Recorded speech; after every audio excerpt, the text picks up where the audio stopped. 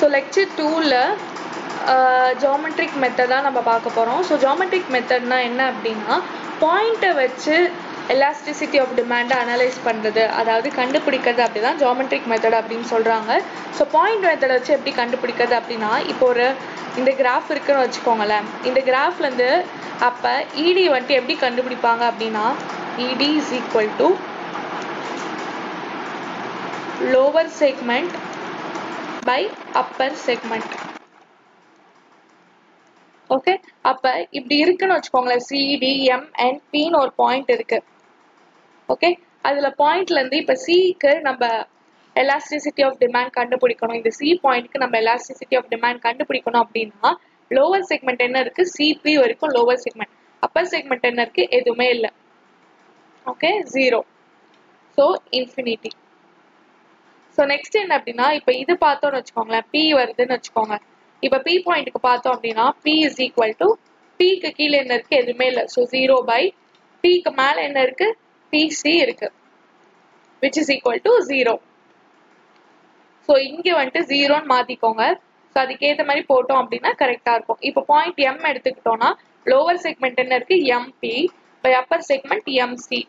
Okay, இந்த மாதிரி போடுறது அப்படிதான் ஜாமெட்ரிக் மெத்தட். ஸோ அதுதான் இங்க எக்ஸ்பிளைன் பண்ணியிருக்காங்க. நெக்ஸ்ட் என்ன அப்படின்னா, relationship between total expenditure and price elasticity of demand. So price elasticity of டிமாண்டுக்கும் எக்ஸ்பெண்டிச்சருக்கும் என்ன சம்பந்தம் அப்படின்னு கேட்குறாங்க. And in case of different elasticities. So இதில் வந்து நம்ம 3 எலாஸ்டிசிட்டிஸ் பற்றி பார்க்க போகிறோம். அந்த 3 எலாஸ்டிசிட்டி எப்படி பார்க்குறோம் அப்படின்னா, ஸோ ஃபர்ஸ்ட் கேஸில் வந்துட்டு இடி லெஸ் தேன் 1 பார்க்குறோம், அப்புறம் இடி கிரேட்டர் தேன் 1, அப்புறம் இடி ஈக்குவல் டு 1. ஸோ இந்த கேஸில் என்ன நடக்கும் அப்படின்றது தான் நம்ம பார்க்க போகிறோம். when ed is less than 1, நான் என்ன சொன்னேன், numerator is less than denominator. So இந்த கேஸில் என்ன வரும், numerator is greater than denominator. இந்த கேஸில் numerator is equal to denominator. Okay, நியூமரேட்டரில் என்ன வரும், குவான்டிட்டி டிமாண்டட். டினாமினேட்டர்ல என்ன வரும், பிரைஸ். நியூமரேட்டர்ல இங்க quantity demanded, price, quantity demanded, price. Okay, so இப்போ என்ன அப்படின்னா, இந்த சிச்சுவேஷன் பார்த்தோம்னு வச்சுக்கோங்களேன், ஒருவேளை பிரைஸ் குறையுது. ஓகே, பிரைஸ் குறையுதுன்னா குவான்டிட்டி கொஞ்சம் அதிகமா வாங்குவாங்க. டோட்டல் எக்ஸ்பெண்டிச்சர்னா என்ன, வாங்குறதுக்காக நம்ம ஸ்பெண்ட் பண்றது. இப்போ காஸ்ட் ஹையா இருந்ததுன்னு வச்சுக்கோங்களேன், அப்போ குவான்டிட்டி டிமாண்டட் வந்துட்டு நம்ம வாங்குறது. இப்போ வந்துட்டு காஸ்ட் வந்துட்டு 10 rupees இருக்கு. ஓகே, அப்ப நம்ம 40 யூனிட்ஸ் வாங்குறோம் அப்படின்னா அப்ப என்னவா இருக்கும், 400 rupees இருக்கும். இதுவே பிரைஸ் குறையுதுன்னு வச்சுக்கோங்க, இப்ப 20 யூனிட்ஸ் வாங்குறோம். ஓகே, சாரி, பிரைஸ் வந்துட்டு 8 rupees மாறுது. நம்ம வந்துட்டு 40 யூனிட்ஸ் வாங்குறோம் அப்படின்னா நம்மளுக்கு எவ்வளவு வருது, 320 rupees பே பண்ணா போதும். ஓகே, ஸோ இந்த மாதிரி தான் அவங்க வந்துட்டு சொல்றாங்க, டோட்டல் எக்ஸ்பெண்டிச்சர் குறையுது அப்படின்னு அர்த்தம். In case quantity demanded is less than price அப்படின்னு சொல்றாங்க. ஸோ இந்த கண்டிஷனுக்குள்ள ஃபாலோ ஆச்சு அப்படின்னா இந்த டோட்டல் எக்ஸ்பெண்டிச்சர் ரிலேஷன்ஷிப் வரும் அப்படின்னு சொல்றாங்க. ஸோ அதுவே இதுக்கு பார்த்தோம் அப்படின்னா அப்படியே ஆப்போசிட் வேர்ஸா வருது அப்படின்னு சொல்றாங்க.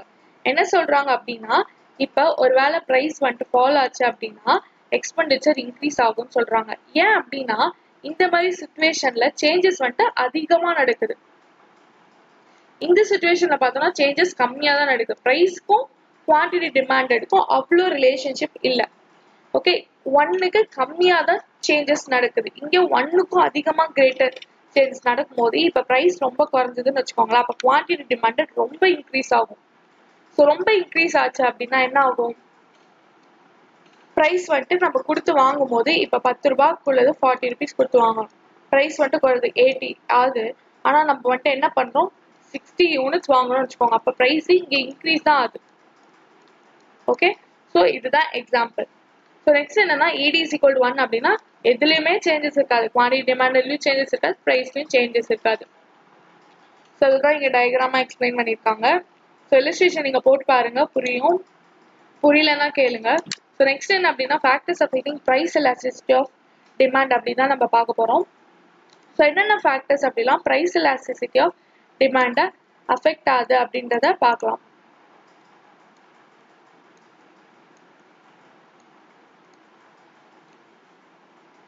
ஸோ இதுலயும் நார்மலா ஃபேக்டர்ஸ் எல்லாத்துலயுமே ஃபேக்டர்ஸ் அஃபெக்டிங் டிமாண்டே இதுலயும் வந்துடும். ஏன்னா இதுவும் ப்ரைஸ் தான், அதுவும் ப்ரைஸ் தான் நம்ம பார்த்தோம். ஸோ இதை பொறுத்த வரைக்கும் என்ன எக்ஸ்ட்ரா இருக்க பாயிண்ட் என்னன்னா, nature of commodity and share in total expenditure.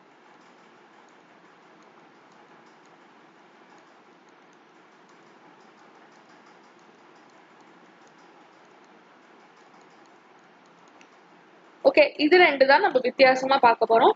So nature of commodity என்ன அப்படின்னா, ஒருவேளை மெடிசன்லாம் இருந்ததுன்னு வச்சுக்கோங்களேன், மெடிசன் இருந்தது இல்லை சால்ட்டு நெசசிட்டி ஐட்டம்ஸ்லாம் இருந்தது அப்படின்னா ப்ரைஸ் எவ்வளோதான் இன்க்ரீஸ் ஆனாலுமே இது வந்துட்டு அப்படியே தான் இருக்கும். ஸோ உல்டாவான எஃபெக்டாக தரும். ஸோ அதுதான் இங்கே மென்ஷன் பண்ணியிருக்காங்க. இந்த மாதிரி சுச்சுவேஷனுக்கு ப்ரைஸ் இன்க்ரீஸ் ஆனாலும் எலாஸ்டிக்காக தான் இருக்கும். அதாவது இன்எலாஸ்டிக்காக தான் இருக்கும். என்ன சொல்றது, அவங்களோட சேஞ்சஸ்ல மாத்திக்கிறதுக்கு மாட்டாங்க. ஸோ லெவல் ஆஃப் இன்கம் அப்படியே இருக்கு, ஹேபிட்ஸ் இருக்கு. ஷேர் அண்ட் டோட்டல் எக்ஸ்பெண்டிச்சர் என்னன்னா, நம்ம ஸ்பெண்ட் பண்ற கெப்பாசிட்டி பொறுத்து நம்ம கம்பேர் பண்ணணும்.